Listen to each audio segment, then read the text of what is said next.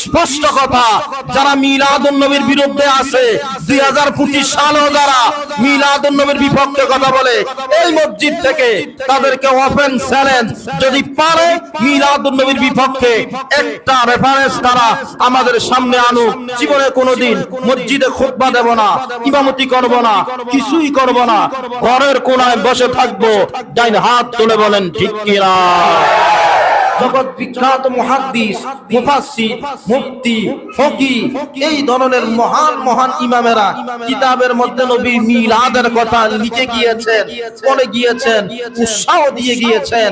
আজকের এই স্বাধীন সোনার বাংলায় রবিউল আউয়াল মাস আসলে এক ধরনের নবীর চূড়ান্ত দুশমনেরা নবীর মিলাদের প্রোগ্রাম দেখলে বেজার হয়ে যায়, নারাজ হয়ে যায়। ডাইন হাত তুলে বলেন ঠিক কিনা?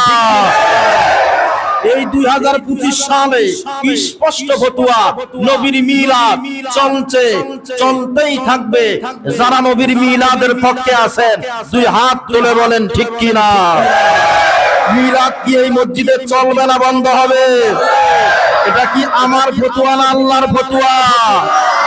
ইমাম তিরমিজি, যিনি জগৎ বিখ্যাত ইমাম, যিনি লিখেছেন তিরমিজি শরীফ, যিনি লিখেছেন শামাইল তিরমিজি, এই কিতাবের মধ্যে তিনি একটা অধ্যায় লিখে গিয়েছেন, বাবু মা জাআ ফি মিলাদিন নবী।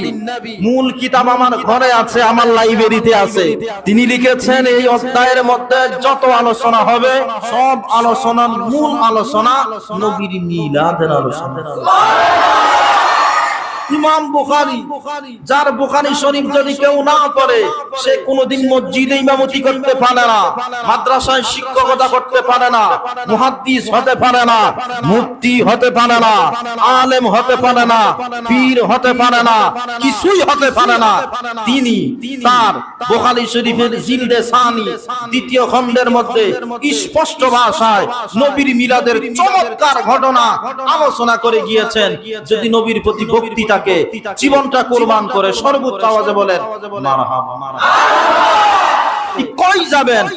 মরণে নবী লাগবে, কবরে লাগবে, হাসরে লাগবে, মৃত্যুর সময় লাগবে, জান্নাতে নবীকে লাগবে, সব সময় নবীরে লাগবে। ডাইন হাত তুলে আরেকবার বলেন ইয়া রাসূলুল্লাহ।